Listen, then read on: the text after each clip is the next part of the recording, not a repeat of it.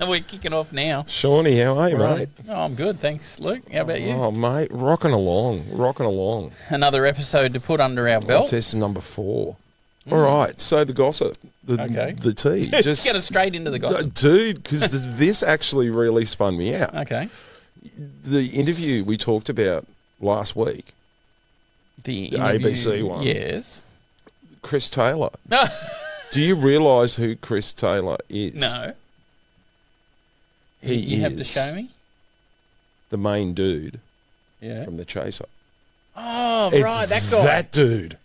I've seen that guy before. I'm not a big ABC guy. No, The Chaser, like they were the I remember original- those guys, yeah. Yeah, so there you go. So that's I wasn't who- a huge fan of it, like as in, I never really got stuck I, into it, but they were funny. I fell down. I've always been an ABC kid. I started Yeah, like, okay. dude, I was watching The Big Gig, and I'm dating myself. The Big Gig in the mid '80s with like Yep.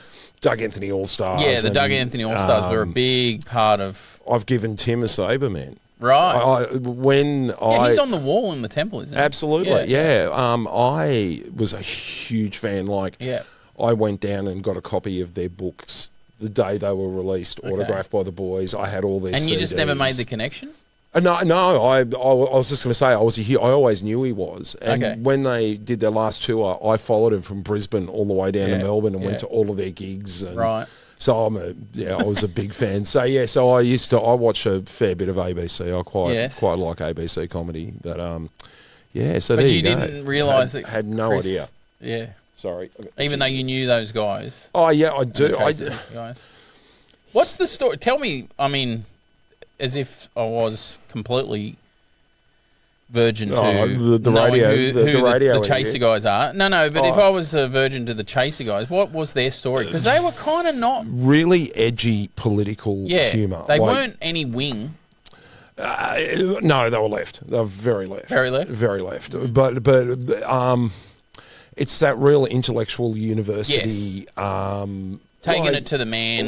Yeah, Beating on I'm the pretty sure that corpse. was the dude dressed as Osama bin Laden and tried to get Right. into like real sort of Yeah. statementy sort of. Well, that was when the politics left was stuff. good. Yeah, look, we were not. It's too early in the podcast I for that know. conversation. I'm not. But you know what I opening- mean? Like, I'm not opening back that in the day, bundle of worms. all of that TWO stuff, somebody was ranting about that, how it sucks how you get your balls felled up in America. Yeah, We don't have that. No, it was pretty weird. Like the weirdest thing when I was over in London, I flew over via Perth, and then I came back through the States, and man, their security is wild over there. Really? If you're in London, this is in no, this is so I flew in the London, States, yeah, London, yeah. LA, That's LA, right. Sydney. When you get off the plane, like you know how normally if you're transitioning international, you just zip down the international gate. Yep. In America, every single person has to come in on American soil and then go back through and leave American soil. Wow. It was weird. It took ages, but my ankles were. So when I was at London at the end of the con, I keep describing it. The con I'm talking about is Star Wars Celebration Yes, in London. it It was was like Star a Wars Celebration. 4-day Yeah. massive event. I'm an old man. I have no ankles. And I keep saying I keep describing it. My ankles look like Brendan Fraser in The Whale. They were all just all sad and puffy. They And got I was in heaps of pain. inflated. So when I hobbled up to I had my walking stick, and I hobble up to Your saber stick. the Sabre walking stick, and I'll hobble up to United in England, and they go, "Oh, geez, how you going walking?" And I'm like, "Yeah, I'll get there." And they said, "Do you realise it's 1.5 kilometres or something?" From they said, "Do you want us to organise a pickup? We can get." They have like little golf carts that That's they see. right. You know when you see those people zipping through Yeah, the yeah. airports. And I was like, "Yeah, that's right." So the London one was really exciting because it was like going through the tunnels from. Austin Powers, you know when he's doing the turn. It was those sort of turns on a little golf buggy thing. And then when I got to America, it was a person pushing me, and I felt so uncomfortable because they're like, "Come on, I'll push you," and I'm like, "No, I'll be fine." And I'm like, "No, it's my job," and I'm like, "Oh, it was terrible." But all right, so today So, let's talk about the Suns and who Yes. we are and what we do, because it's to probably understand all the weird places we go, you have to understand the Suns, because it's a pretty weird. it's the cornerstone to you too. Yeah, absolutely. It's the major work. Yeah. Yeah, you That's know. right. what's the term for a major work? Opus magnum. Opus magnum. It's my yes. opus magnum. But yeah, so what I thought we'd talk about today is there's two parts to it. One side is what do we actually physically teach in Yes. relation to what theatre combat is and the styles we teach, and the other half is the you suck Philosophy. idea and the cognitive and dialectical behaviour therapy. Yeah. That'd Right. be. Where do we start? Well, I would start with that. The you suck, because whenever anyone starts anything, they should accept that as a philosophy. Yeah, so I originally started the Sons to teach life skills to kids on the spectrum. That was my original brief, because I was running into heaps of autistic students that just weren't learning usable skills that would work for them. You know, like if you get the person closer to being comfortable to themselves, the easier life gets, whether you're on the spectrum or not. You know, for everyone, you know, if you get your ship in order, it tends to make things a little easier. But I started doing it with that, but then I found it was something we were literally saying before. So, Shawnee, you've had this business for how long now? 6 months since we've been in our factory. Yeah, right. And we were just saying, so with Shawnee's business, you've been in this business for years. Yeah, I've actually been in it for years as a little side hustle. So you'd already had like what we called a hot start. Yeah, so that's right. The Sons was a cold start. Cold start. I had no idea. Yeah. This is Totally fresh. It's not often you get to do something that's never been Fresh done. off the boat. As far as I know, it's never been done before. Yeah. I'm sure there's probably similar Yeah. stuff like... But probably no one's... If there are sabre type places to learn sabre type skills, no one's doing it the way no we're one's doing it like no you. one's doing No. it. Like there's... So when I started doing this in 2015, there was probably about 5 or 10 sabre groups in the world, like total. Like there was a group called New York Jedi that started in the mid-90s or the early 2000s. Yep. They were around for a bit until they crossed the mouse. That's that's not my story to tell. And then there's been a few guys, but what's interesting is probably 70 to 80% of all sabre combat in the world is actual combat. Yeah. There's guys. There's a heap of different rule systems. There's you've got like your HEMA style fighting. You've got Ludo Sport do it as a real light fencing. Like they don't wear armor or anything, and it's not about the wallop. It's about the control to show the hit would occur. Yeah. You've got the Sabre Legion in the States. They're probably the world leaders in it, just because America's got the biggest market.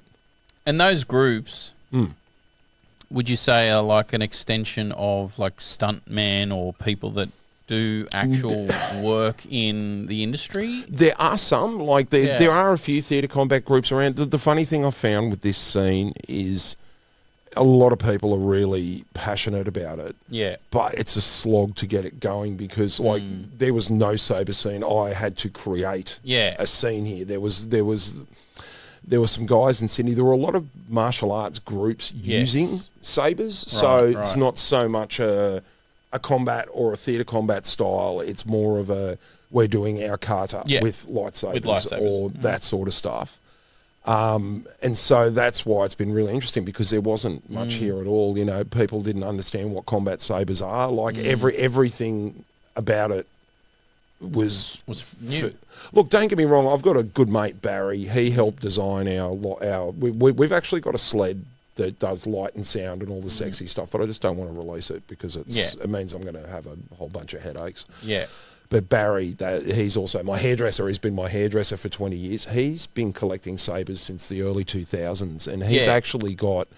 So the original sabres that came out were like the ones they used on the film, which were metal hilts balanced with a carbon fibre or an aluminium blade. And they had the coating. Yeah. So he's gone from that all the way through to... He's got one of each of our sabres, and he makes his own sabres. Yeah. So he's after props as well as... Well, that's it. Releases. You see, with the sabre scene, you've got collectors. You've got... when I started, it was 90% collectors, 10% users. Yeah, that's right. I reckon the split now would be users moving just past 50%. Oh, really? Yeah. So... And that means more demand for learning. theatre combat. And it's not just theatre combat. handling- It's theatre. Like this is the thing that's sort of a bit weird. So there are people doing theatre combat. Like I met a really lovely group from Germany. They were from where were they from? Can't think of it. They were northern Europe. They had originally trained with Nick Gillard, who was the fight coordinator, the stunt choreographer for EPS 2 and 3. okay. But they're doing theatre combat to do theatre combat. Yes. Do you get what I mean? So most of the theatre combat groups, that's their aim. Yes. With us, we've taken it in a completely different direction. And so for us, theatre combat is a tool Yes. to help people learn. Yeah. Because you actually can do and do the actual theatre combat side where it's like you do exhibitions and put on shows, you'll go to cons, you'll do that for we do private TV, parties. we do movies, we do weddings. So that's you guys. Obviously, that is a side of the biz, but it's... But you see, even our performances are educational. They're as educational well, right? as well, So it's not like... It's not like, okay, everybody turn to the stage, here's a big lightsaber battle, and then that's what those guys are into. Yeah. Whereas you, it's like, this is how and why. And this is why, and this is the martial art. And just getting people... Like, we are all massive intakers of stunt choreography and stunt work because we all watch films and TV shows. But how the sausage is made and how they do it is fascinating. And then there's the whole martial arts aspect and you know, like genuine, like if you grew up with us in the 80s, everyone was like big flexy, muscly, you know, all the kicks were like Jean-Claude Van Damme doing the splits to kick people. Right. It was about form over function. But you look at films now like Old Guard and John Wick and Nobody. Have you seen Nobody with Bob Odenkirk? I in it? haven't seen that it's yet. Such a good film. I've seen a lot of it. Yeah. There's a lot of releases of it, but I've been meaning to watch that. The Accountant with Ben Affleck and John Bernthal. Man, there is some sick fights in there, right? Okay. And so what it's about is the fun of teaching theatre combat is you turning people from passive viewers to active viewers of this sort of stuff. And it's a really cool way to kindle interest because we're not... Okay, what we teach, theatre combat, okay? So the theatre combat is the way they fight in movies. It's a choreographed fight routine that people learn, get it to a muscle memory proficiency so that then you can fight and then you act. Like probably, in my humble opinion, probably the best sword fight in the world is The Princess Bride between Carrie Ewells and Mandy Patinkin, Dread Pirate Roberts and the Inigo Montoya. The name is Inigo Montoya. Yeah, Inigo Montoya. Those boys trained 6 hours a day, 6 hours a day, 6 days a week for 6 months to do that fight. We had the pleasure of meeting Carrie Ewells probably 4 or 5 years ago, and he spent like the boys they learned like, you know, when they're like, you know, a gripper, like all of that was improvised from their study to learn to do the fencing, right? Yeah. And so you can sit there and go, that's a sick fight. But then when you start looking beyond that and looking into the fight and the story it's telling and I'm not left-handed, I'm like, it's an amazing fight. And so theatre combat's a really cool way. It's a really cool thing to teach because it's all the fun of martial arts. Yep. It's got the discipline of martial arts, but it's wrapped up in having fun. So it makes it really enjoyable. Like a lot of our Spectrum kids, parents they really dug martial arts, but they couldn't handle it after 2 months because of like they really dug the learning, but the way martial arts is taught is very hoodish, which is cool because that's the style. And for autistic kids, all the screaming and yelling and heat and heat like that doesn't work for them. And so that's why we end up with a lot of our students, because you get to like, because we teach the history of martial arts and what you're fighting and how we fight and why you move the way you do, because when people think of fighting, they just think of people flailing, but humans have this really funny ability to be able to tell if something's wrong. You can know nothing about martial arts, but you can watch like one of the ones I absolutely love. Have you ever seen Robert Downey Jr.'s Sherlock Holmes? Yeah, the movie. You know that fight scene in the fighting pit? Right. Anyway, there's this one bit where they're trying to make it. It's sort of a kung fu move, but they Hollywooded it. Okay. Where he comes in with an elbow and just flicks it around to hit. And if you did that, there's no power in it. It's got to be hard and whack. So theatre combat, it's fun, it's exciting, it's dynamic, it's challenging, it makes you feel cool, and it's a really good vehicle for teaching cognitive and dialectical behaviour therapy. Yeah. Right? So the 3 styles we teach, 4 actually. So we teach European longsword, which is your traditional sword, like Star Wars fighting style. Yes. All the big sweeping. That's the longsword as in the English and European, yes. Yeah, correct. So that's the knights and... Yeah, this is knights. This is so... when you're doing your attacks, you know how I said things look wrong, right? Longsword's a very hard style to learn because it's all big swings in between, right? But the reason is that a European longsword is 40 inches of steel. Yes, and so super heavy. They're not... no. They're balanced, but they're essentially a very sharp hammer. Does that make sense? So you're not going to have a sharp edge like a katana. No. If you're going to be hitting steel, it's just going to shatter the blade. But what they do is they swing it to get the momentum up. That's right. For the attack, right? And so because they're in armour, where are the weak points in armour? They're down around the shoulders. Joints. And so all the strike points are shoulder, hip, ribs, because that's where the things join. And you know how I was talking about teaching stuff about it? This is what I'm talking about. It's not, you're just not learning the style, you're learning a bit about history. You're learning why it developed.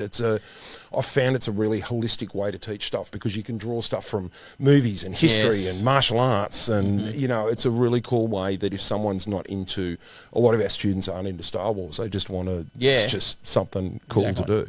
So European longsword's our first style. The second style we teach is called Balintawak. It's a form of Filipino stick fighting. It's the most well-known version of it is a screamer, which is the 2-stick one. Robin, Nightwing uses it, Daredevil uses it, Natasha Romanoff, and there's a chick from Adriana Palachuk plays in, what's her name? Anyway, one of the chicks from Agent of S.H.I.E.L.D. uses it as well.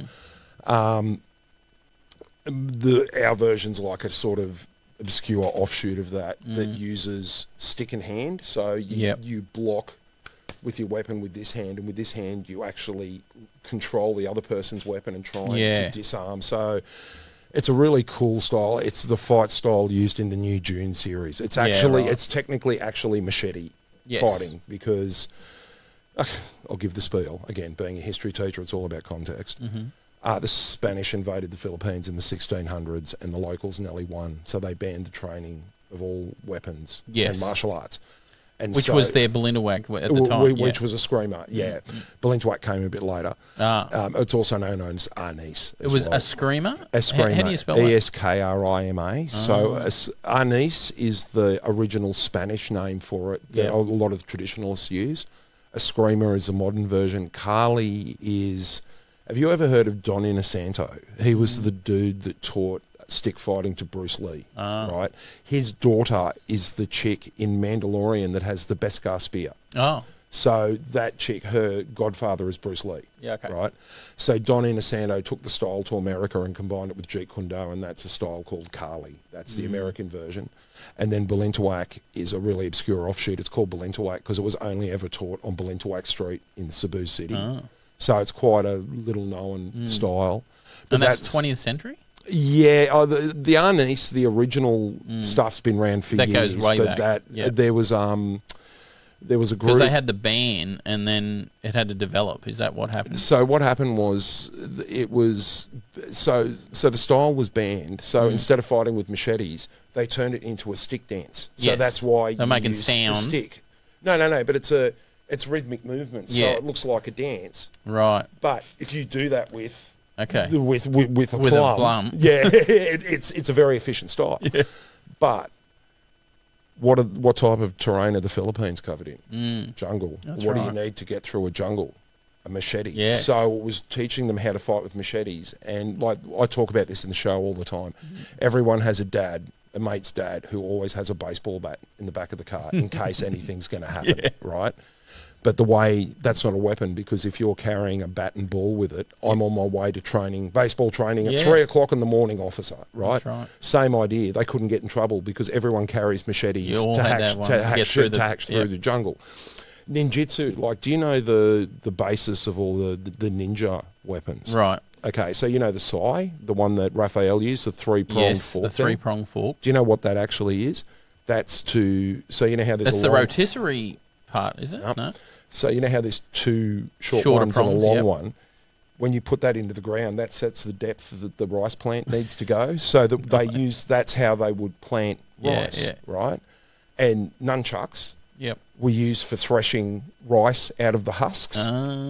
Kusurigamas, which are the little sickles. Yes. They were what you used to harvest rice. Yep. And so it's that same thing again. You can never get in trouble for carrying the tools of your trade on you. Mm-hmm. The third style we teach is gaffy stick, they're the Tusken Raiders from Star Wars. Right. Tim Morrison uses one in Book of Boba Fett. Yep. Actually, he just got announced for Sydney for Sunday today. I'm hoping I can pull him. I want to see if he can hook me up with someone to teach me taiha properly. We started teaching gaffy stick as a Japanese style staff. Right. We've been doing a lot of internet research, and that's how we do it. You know, if you want to learn a new style, you just start watching videos, pulling it apart. You know. And what's the taiha? Is that the taiha? Yeah, that's it's like a wooden paddle with a wooden spear on one end, and it was quoted. It's the British Army considered it the most dangerous hand-to-hand weapon in history. The only reason the Maori are the only people in the world that got a treaty is because they were the only ones that stood up. They were such good fighters. They were so good at it, and they were up against English with muskets, and they were still beating dudes up with wooden paddles and stuff, right? So we're working on that at the moment, and there's spinning and tricking, which is which Tem does in the video a little bit of that. Yeah, so he's got a bit of experience in it, Tem, one day I'm going to interview that man. I love Tem Morrison. He's had a big effect on my life. His dad was one of the original black activists in New Zealand, so he grew up in a family where culture was taken. They were protecting the culture for future. Right. It was culture in a warfare environment, and what I mean by that is not warfare as in they're going to fight, as in they're trying to stop their culture from being subsumed and destroyed. And lost. Yes. So he's grown up using taiha because the Maori are a warrior people, and the use of hakas and weapons and that is something that's beautifully integrated over there. That's right. Like I was talking to the guys from Nova the other day. I saw a photo on May 4th. They shared a photo of all their Star Wars guests. So there was Tem, there was Matty Doran and I doing a panel together. There was Bonnie Piest, who was Aunt Beru. And but in the photo, he was showing them a haka with a broomstick. And I messaged Supernova and I said, look, man, I'm going to, every time he's out, I will throw you at least give him a gaffy stick so he can do it with pride. So that video was rad. We got in Gold Coast last year. So Thames had a huge effect on my life. I had, as I said in the first podcast, had a rough childhood. And when I was at my angriest, I saw Once Were Warriors and recognised the trajectory my life was taking. And that was my sliding doors moment. Where I shot off onto the path where I am now.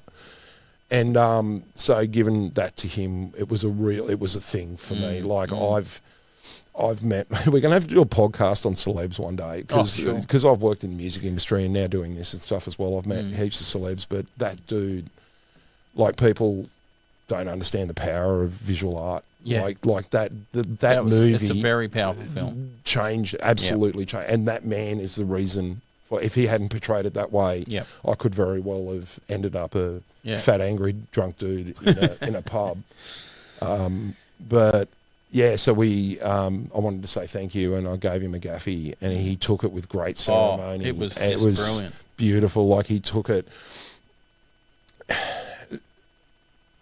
it was two weapon nerds. Yes. Right? Because I presented with two hands. Yeah. He accepted with two hands. Yep. Observed the craftsmanship on the weapon.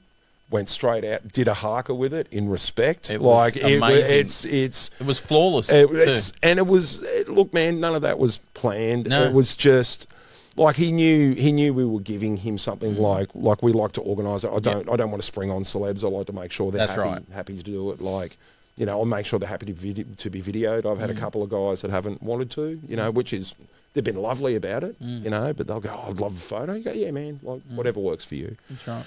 And that went ballistic. That's had 25 million views that I know of. It's just blowing up on Facebook. Once every 6 months, someone will share it again. And I saw it the other day, and in a day it had 214,000 reactions.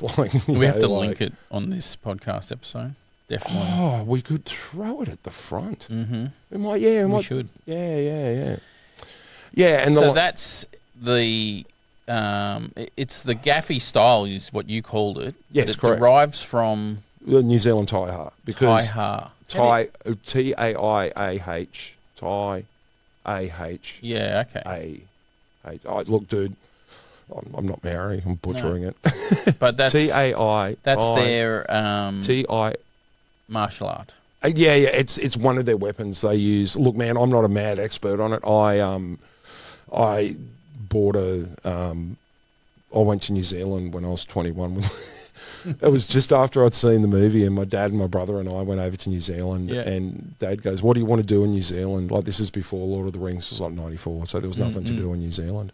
I said, the only thing I want to do is get a photo in front of the pub from Once Were Warriors. So we journeyed into the dangerous part and got the photo, which was really cool. Yeah. But I actually bought a Taiha and brought it back, and customs wouldn't let it through. Oh. Yeah, so I've been wanting one for years. I would love, if anyone listening knows anyone on the coast that teaches Taiha, it would be done with the greatest respect. We would love to learn it. We'd love to learn new things. Yep. And the last style we teach is spinning and tricking, which is a bit like fire twirling with sabres. But it's a really good vehicle to learn, because for it to be working properly, it has to be a holistic mind, body, spirit, all in alignment, because if anything's out, it'll throw. Spinning's all about letting the weapon do the work. Right. So, for example, when people do spins, they have a tendency to throw the sabre to get the spin started. Mm-hmm. You don't need to. If you just let it go, it'll go around and come up by itself. Yep. So it's a really good way. Your subconscious brain's job is to process all the experiences you've ever had and see if there's anything useful that will apply to any given situation. That's the subconscious's job. Yep. And when you're teaching people this stuff, because people are a bundle of randomly learnt muscle memories. Lots of weird little muscle memories come out that people don't realise their brain's betraying them. I'm giving very simple direct orders. Do a Merlin, point your fingers at the mirror, fingers to the side, forward, round up. Very simple, but until people learn to dominate their subconscious and be cognitively aware and think about what they're doing, as opposed to just sitting there going, oh my God, I can't do it, whatever. That's where it is. Because when you teach people something new, the 80% of their brain is, oh my God, I can't do this. Yeah, it's down. Mum always said I was dumb, because people never learn how to learn. You know, people make you learn stuff, but you're never taught how to learn. And so the beauty of doing this is, you know, when you're doing your spins, that you sit there and go, or people tend to hold on to the sabre because when you were 2 years old, your mother would have handed you a drink and you would have dropped it, and she would have said, oh, for God's sake, use your whole hand. Yeah. So your subconscious thinks every grip is that, because each time a trigger or a trauma or something is put in there, right, that becomes a go-to. Yep. Because if something bad happened, because like when I say bad, the mum snapping, it's not like your mother turned around and hit you with a 2x4, but it's just that snap. Oh, why didn't you? Right? Yeah, it's the subconscious accounting for it. That's it. So if the brain goes, if I'm holding anything, I don't want to get in trouble, I have to make sure I use that. Yep. But whereas if you're holding with a whole hand, it locks a heap of muscles up your arm and you can't turn, so you have to learn to get the fingers off. So it's a really good way to get people to come into themselves. People talk about mindfulness, but no one really knows what mindfulness is. You know, like people have this, you know, you need to be on a mountain and meditating and hearing God's angels singing in your ears. What it's about is just being in the now and doing it's the Zen thing. Yep. It's the Zen thing, which is you just keep doing something and doing it and doing it. And each time you do it, you get a little bit better. And the failure is the reward, because the failure tells you you've found one other step on the journey to get to it. Mastery, you know. So that's what we actually teach. They're the 4 styles we actually teach.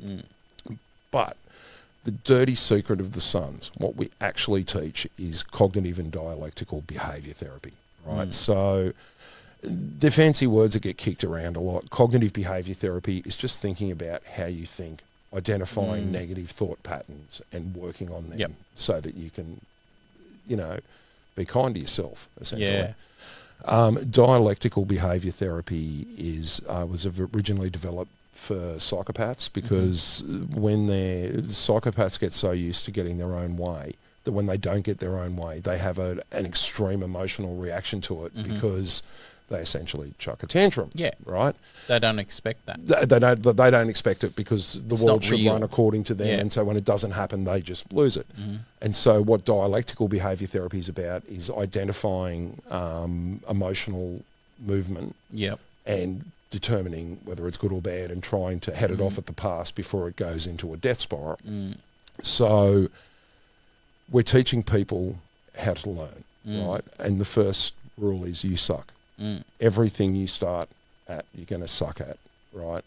And whether you stress out about sucking or don't stress about it, you still got to suck. You still got to suck. You still got to suck. You have to do your 10,000 hours.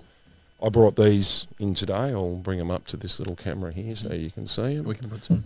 Yeah, I can put some photos up later. They look brilliant. Yeah, I'm pretty happy with them. They're I'm making challenge coin, because we have challenge coins. You can never find a holder to keep them on your belt or on your bag. So I'm making this. That's me sucking. I've never made these before. Like I sat down today and you don't suck very much. No, but they come out really good. But that's not because. But you also know how much. Like I've only been doing leather work for about a year and a half now total. But you sucked when you started. Absolutely. Now, this is how sucking looks when you've developed it. But the reason I developed, the reason I developed the skills so quick is because when you truly understand you suck, you don't get upset when you make mistakes. And so the learning process is heaps quicker, because you don't have to do that year of getting your confidence in it. It's not a false confidence. It's just understanding. So when I started leather work, like most people had vomited this, I bought a $200 piece of leather and went, this is my mistake leather. Yeah. And I just tried to make crap. Like I've got my phone case that I'll make a leather phone case that holds all my cards and stuff in it. I'm on Mark 5 of that. That's right. This is... This one here, right? Yeah, not that one, the actual leather one that goes around it. This is a Mark 2. That's technically a Mark 3, but a Mark 1 of that design. So...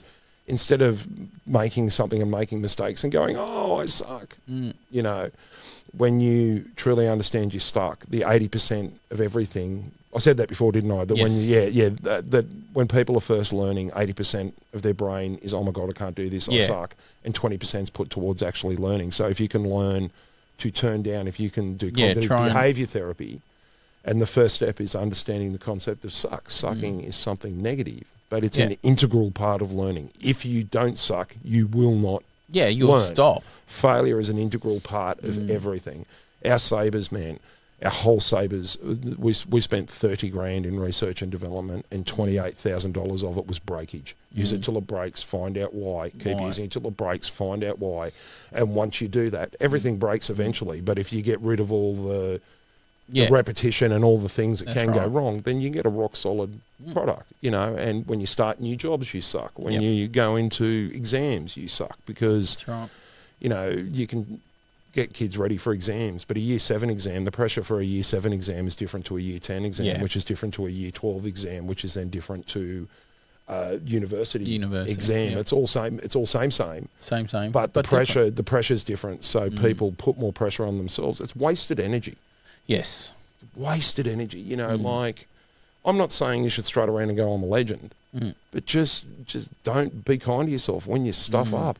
It's fine. Yeah, own it. You know, the only time a failure is when you don't learn from it. Yeah. And like, it's such a simple, it's Zen. It's such a simple concept to understand, but it's such an incredibly hard thing to implement, because when you're down on yourself, that's like, I'm 48. That's 48 years of muscle memory. Yeah. You know, every time, like, why do you think there are so many good fat and small comedians? Because the best way to get ahead, people are going to call you fat. So if you come out and call yourself, I've called this podcast One Fat Teacher. Yes, exactly. If you put it right up on Front Street, it removes the power of it, you know. And so it's about getting people to understand how to learn again and do it in a healthy way, because when you're learning, writing a book eventually, and one of the chapters is going to be celebrating the small wins. Yeah. Right. So there's probably 50. Look, we'll do it this way. There's probably 50 different life skills you learn in the first 10 weeks at the Sun to some degree. Like, you're not going to be a ninja master, but it's things like understanding that your brain betrays you, and you know, getting you in the here and now and listening to what I say and implementing it rather than giving me what you think I want. You know, because some guys will just do what they want because they think they're good, and therefore I must have this already because I'm good. So you go, okay, so you start working on that dude and working on his ego. Can you do this? And you do something complicated, and they go, no. Go, well, it's because you suck. Yeah. Settle down. There's and they go, start. yeah, I do suck, don't I? You know, some people, you know, how they react to themselves failing. You know, some people punish themselves. Some people get down, some people get angry, some people get frustrated, and that's where the dialectical comes in, where you look at showing people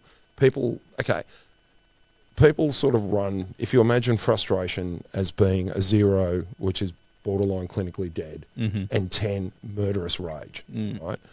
Most people run at a 6 or 7. Yes. And so then when something, this is how Karens happen. They stress themselves out so much over inane details that they're already running at a 9. Yeah. So that the second someone gets their coffee order wrong at Starbucks, that's 10 happens, yeah. They have no idea. Yeah. They're emotionally driving down a freeway in second gear, you know. And so by getting people to recognise and understand how they react to themselves, how they react to new situations, this is where you can start doing the cognitive behaviour therapy. Why are you so down on yourself? Oh, because I can't do this. And I'm like, correct. And then I often say to guys, what are you really good at? And they'll go, tennis. And I'm like, dude, I couldn't play tennis if someone put a gun to my head. Yep. We each have different skill sets. There's no shame. You know, everything's just a skill set ready to be learned. And it's just about getting people to enjoy learning again and to see the small wins. People have a tendency, like, you know, we're both obviously small businessmen, where you sit there and you listen to some guys going, by the 3rd year I'm going to have growth by 40% and by the 8th year I'm going to have a staff of 20. And like, you can try and do that, but if you're doing it in a way where you're blindly following what you think is right, as opposed to reading the market and looking around and using knowledge, they just fly off into the distance and explode. Yep. You know, so it's about getting people, because life is constantly about learning. The day you stop learning is the day you die. Like, that's right. At the moment, we're learning how to do podcasts and, you know, working out lighting and video and pulling it together. And we suck. And we suck. Like, you know, each one's getting a lot. Hopefully the video works for this one. So we'll have 2 in the bag with the video. That's right. But, you know, these are the life skills you learn. So, number 1, learning to trust people. Yep. When I tell you to do something, you develop the trust so that when you do it, you go, look, trust me, do this. I'll explain why later, so that people start developing trust. That's right. Working with other people. Looking people in the eye when you talk. Working with people. Theatre combat is a truly shared experience. Yes. Because each theatre combatant's job is to make the other person look good. Yeah. And this is why. The person that takes the hit sells the hit. Yep. Does that make sense? So if you're just really, they do a force push at you and you're just like, it's making them look really bad. Whereas if you make it look good, they'll then try and make you look good, and it's this really beautiful synergy where you work with people and it stimulates creativity. You've got listening to and following instructions. It's mindfulness, being in the now, learning to understand how your body works, because when people are stressed out, they're tense and they lock the muscles and they don't even notice. Like, I spend a lot of time, especially with spinning at the start, just walking around people going, and they're like, ow. And I'm like, and like, that's not hard. And you're trying to feel, but no, you're just showing them. Yeah. Look how they got that tense. Look how tense that is. And they go, I'm not tense. And then I go, ow. Your body's telling me you're tense. Yeah. Oh, wow, I am. Like when people first start, like spinning. It reminds me when you start jiu-jitsu. And you get up to the point where you, like when I was a blue belt and you start having the poor white belts come through and you're like, yeah, I was there. Yeah. Wasn't that long ago. But you see, the problem is that people develop, but you see, as people develop skill, they tend to believe themselves above learning. Yeah. And learning continues all the time. I learn, always learning, always learning. And because most people have such a troubled relationship with learning, their muscle memory is to freak out when they need to learn. So you're setting yourself up for automatic failure because you're shooting yourself in the foot. Yep. There's one thing I say a lot. People go, I can't do this. If you say I can't do this, that is, you are telling your brain that is a definitive statement that you can't do it. But if you add one word and say I can't do this yet, all of a sudden it will happen. Everything. Yep. That's it. And that's basic cognitive behavior therapy. And everyone's like, oh, it's simple. And I'm like, but it's not, because you've got to not know it here. You've got to know it here. Because for it to work, you've got to understand that you suck and you're learning, and you've got to, be gentle to yourself when you're learning. People just, when you teach people, right, you look out over a classroom and they all look like the dudes from Monty Python. Just self-flagellating in a million different ways. Yeah. And it's not, and it's just because you can see them and they're like shaking their heads and they're getting tense, or their shoulders start to slump because they're getting down because they never get anything, And by giving yourself permission to fail, all that stress is gone. Yeah. And then learning becomes fun. That's right. Oh God, what else do we teach? There's, when you get into the more advanced classes and we start pulling apart fights and that's all you learn about martial arts, and you learn what makes a certain martial art and what are the identifiers of different styles, and how do you tell a story through the fight? What's the story you want to tell? Do you want it to be comedic? Do you want it to be violent? Do you want it like... Some of our fights are almost slapstick. Some of our fights, like Dean Bones, have this Rad Bull Interwhack knife fight that is like, it's one, it's all on our YouTube. If you dig around our YouTube, everything's there. It's one where the crowds, they'll do something and you hear the crowd go, ooh, but it's not like there's blood gushing anywhere. Everyone knows it's theatre combat. We set it up and, let everyone know. And so it's sort of fun taking people on the journey, because if we're sitting there going, we suck, which we do. Like, dude, I'll make stuff ups. We did Central Coast Comic Con down at Gosford, and we did our show last weekend. On Saturday. And look, by midday I was tired. I'd already done a panel set up for the day, and we had a show, and I was just on autopilot doing a spin routine, talking. And there's this new kid. We'll call him Bobby.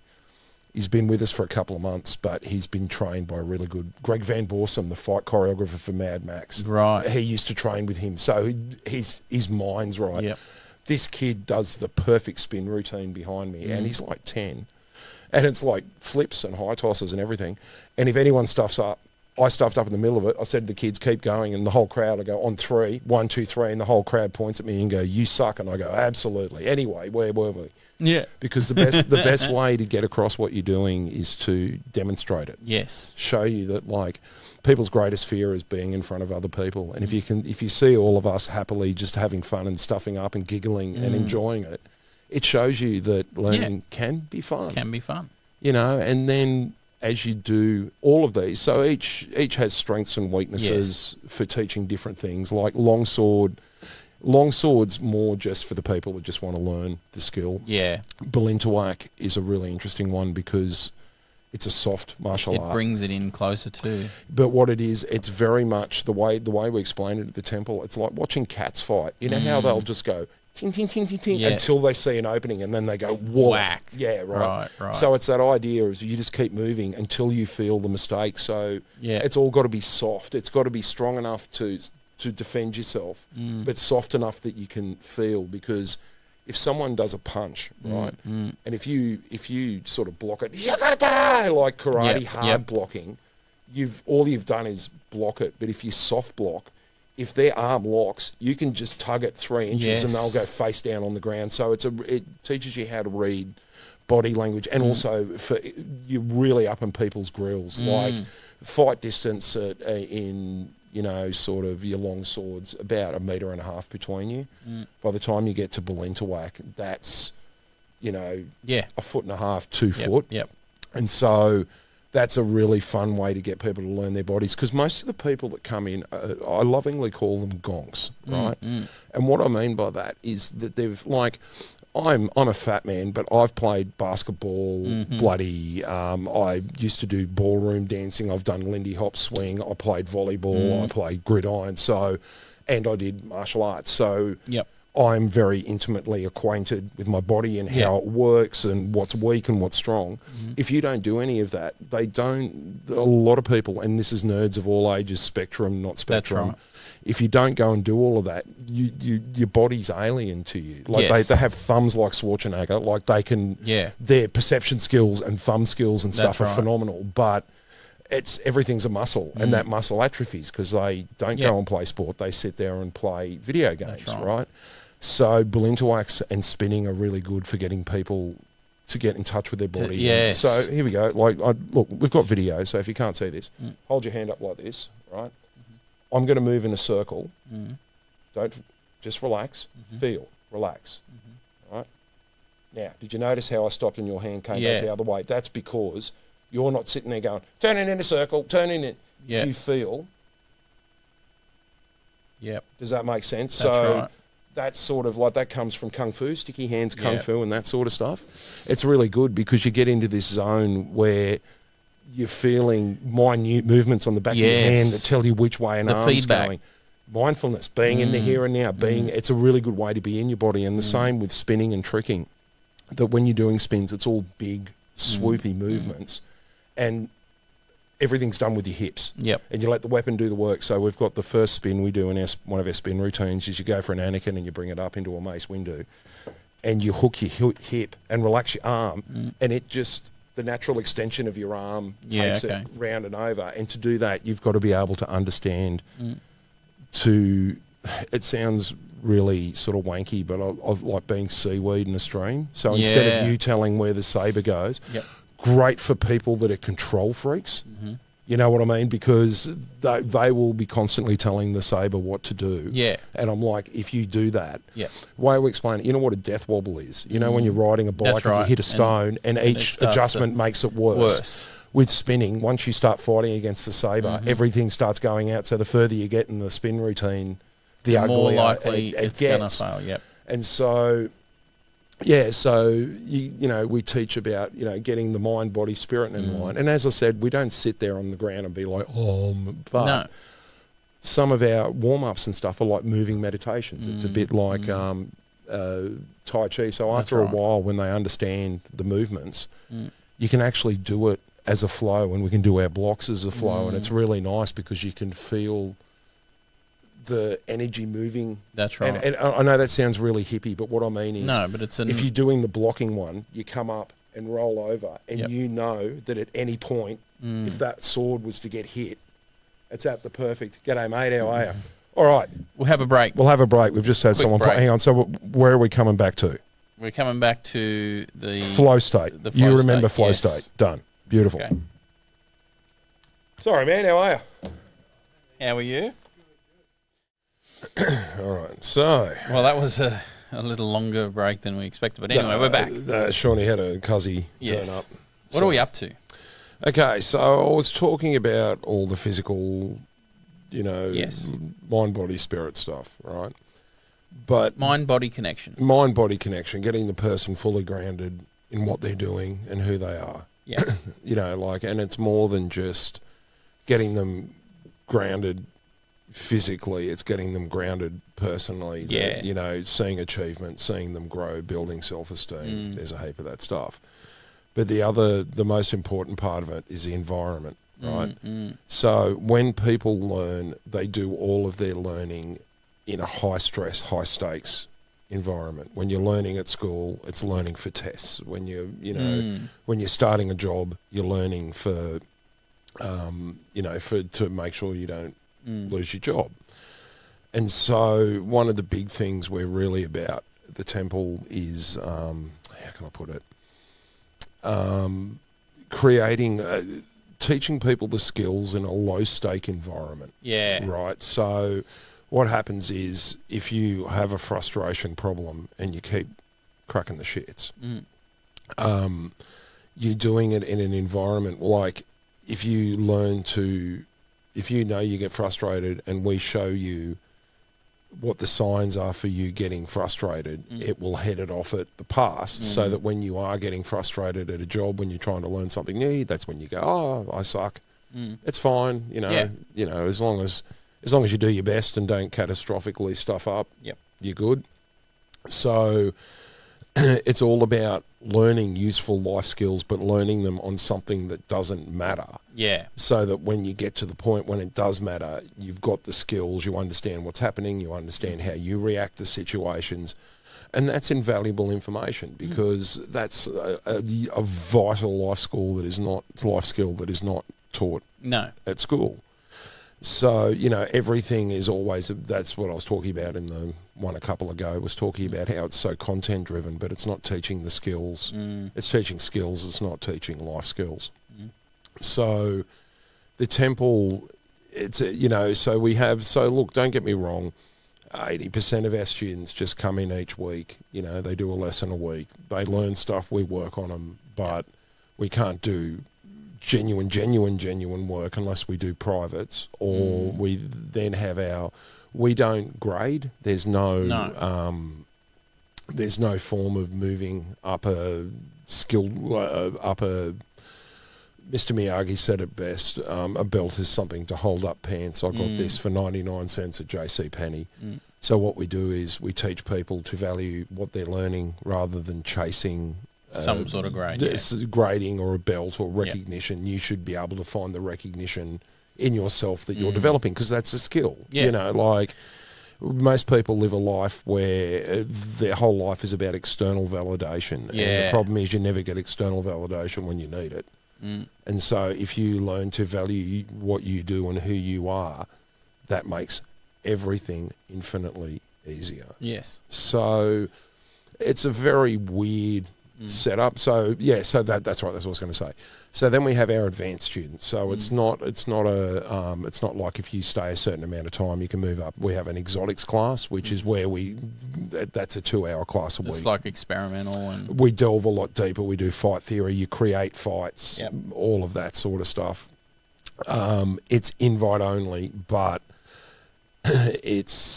you've got to be in the right headspace to work in that class. You've got to want to do it. It's not like we'll just go, oh yeah, you're good, go in, you know, because that advanced class are the guys that come out with us and come and do shows and touring. So our advanced course is if you choose to learn how to teach, okay? Because to be able to teach, you first of all got to learn everything to get the technique and get the knowledge, and then you've got to relearn it from a teaching perspective. That's right. And so that's when we do a lot of the full-on work, because now you not only have to control all your reactions and everything in relation to you, if you don't, you're going to have an impact on students. So that brings it all into a deeper level. And that's fun. Like they're the guys, like that's Bones and D and E and Giz, those guys, they're the ones that are in 2-3 days a week. And that's where we teach people how to learn. If you do the advanced course, I teach you how to teach, right? And the thing about teaching is if you know how to teach, you can teach anything. It's just the content that's different. So even though they're learning to teach theatre combat, that we go real deep into teaching theory and reading body language. Like there's a whole list of interpersonal skills you need to learn, because when you're teaching someone something physical, their body language will tell you what's going on in their head, because when someone's learning something new, their focus is so much on what they're learning, their body language screams where they are. So you've got to learn. I mean, look, we work with special needs kids, so you've got to be able to read to see if they're going to snap or go off. We work with behavioural kids, so it's about learning to read a room and work out where the danger is in the room. And what I mean by danger is not the person that's going to shank you, but the weak point in the room, because behavioural kids, when one goes off, they tend to all go off. So it's learning how to read a room. It's learning how to diffuse situations. It's and then there's all the skills you learn touring. So that's where you do press training and learning to perform in public and speaking to people. The funny thing about the Suns, I keep saying I'm a really crappy businessman, right? We don't sell. All we sell is who we are. If you want to buy into that, rock on. So that's a skill as well, because when you're at a con, people are there to sell their wares. And as a punter, it can get quite wearing, because everyone's like, come and buy my stuff. Come and buy my stuff. So it's teaching people, like, the best way to sell the Suns is to be us. Yeah. Because you see how we are, you see how we interact. And I mean, D, who's our head instructor, he was a country boy from Dubbo. A nerd in a country town. I know what that's like. It sucks. Bones is on the spectrum and stuff. So when she started with us, she was a full, we lovingly call them cellar dwellers, just living in a room, reading books, hiding from the world. So then all of the life skills you learn are speaking to people and operating in a business environment. And, because cons are all about relationships, because we all work the same circuit. We're all in the same, like there's some guys that I will see at 15 different cons over the year, because they tour around or they're a store holder and all that sort of stuff. So that's the advanced class. That's where the true mentoring happens, and that's where you see the greatest growth. It's great. Like D and Bones have been on the journey for about, D's been with us for a while, but he started training late, and Bones has been with us for about 4 years. So they're both at sort of the 4-year point, and they're sort of 80% there. You know, D's, when we were talking, I think it was 2 podcasts ago, where the kids don't learn how to work in a work environment. That's part of it. E was homeschooled, so she missed out on all of those life lessons on, because when you homeschool, you're the student, so it's catered precisely for you, which is great as a learning experience, but is not great when you get out into the real world and the world doesn't revolve around you. So, like that's when the cognitive behavior therapy stuff, that's where you go real deep, because when you start teaching, everything comes up again, because you get frustrated because you're not learning, you're not teaching as well, and that's because you suck. It's the beauty of the you suck principle is you're going to suck constantly in life. So the more you see it and the more you agree with it, the easier it gets. It's not saying you suck as a person. It means you suck at the skill you're learning now. At the end of the lesson, you will suck less, but guess what? You're going to suck again next lesson, because we're learning something new. And the stuff you do know, you're going to suck at that, because we're going to look at that deeper. Do you get what I mean? So, as I said, the core is you suck, and the other one is the same but different principle. The thing is, your brain, every time it encounters something it doesn't know, thinks it's a completely new skill set and starts from scratch. But if you do, so I always use martial arts as the example. Once you've done 2 or 3 martial arts, you start to see the similarities across them. And like, there's only so many ways you can hit a person, and it's just, each one has its strengths and weaknesses and things it's good at and things it's not good at. So instead of being locked into this is the way it is, you start to realise the similarities, so that when you're learning, so for example, when you go, say, from Aikido into Balintawak, some of the stuff is really good because it's that circle flow feel, right? So you don't have to relearn those skills for Balintawak. You just have to learn how to apply it to the new situation. And that's something a lot of people don't realise how much skill and knowledge they have. Yes. You know, and it's something you acquire over time. If you know, like even if you're not, even if you don't consider yourself a student, people will get interested in stuff and read about stuff and collect knowledge. And so by showing people that it's all same but different, that's another way of giving yourself a break, because instead of going, oh my God, there's so much I don't know, you can turn around and go, okay, so what do I have a rough idea on here that means that I can just do the bit of work I need to adjust that to get it to fit here, and then all of the energy is put into learning the stuff you don't know. So learning becomes more efficient, and the more you do that and the more things you learn, because I've had so many different jobs over the years. I've had to learn how to, well, like even just the business. I've had to learn manufacturing. I've had to learn people management. I thought I was a good people manager, but I'd always done my people managing in other people's setup systems. I'd never managed people in a system that I created myself. So it's same but different, right? I didn't recognise that at first. I was like, oh my God, I'm like, it's same. The only difference is the buck stops with me as opposed to HR. So that's, even though it's still terrifying because you're in charge, it's same but different. It just means that you're HR and the person having the talk to them. So that's that same but different. And so the premise is, if we teach you how to learn and get you comfortable with yourself, that sets you up for life. It's that teach a man to fish. That's it. You know. Just to wax lyrical on that, have you ever heard the term a discriminating athlete? No. It sounds particularly faux pas. Yeah. But the term discriminate is not prejudice, which is commonly the discriminating definition. As in being careful with your information and... Well, it's more the clinical definition of similarities and differences. Yes, yeah. So when you can discriminate the difference between one grey and another... See, the English teacher in that likes discern rather than discriminate, right? Yes. The funny thing is that words have power. Like, this is another life skill. Being an English teacher, instead of using 6 words, use the precise word. Yeah. You know, because even the "you suck" thing, that's a loaded word. Yes, that's why it is. That's why it's effective too. It's a trigger word, right? Every student, I tell them they suck, and how they react to that, you know, where they're tells me where they're at. You know, right. If they get angry, it's ego. If they agree, it's self-esteem. Yeah. If they slump, it's trauma. So at least that gives you a snapshot of where they're at, so that you know a rough pattern of how they're going to react, because if you know why they're going to react, you can, I know this sounds really weird, you can avoid triggers and you can use triggers. Yes. Does that make sense? Like one of the greatest scenes in movie history, Good Will Hunting, that it's not your fault moment.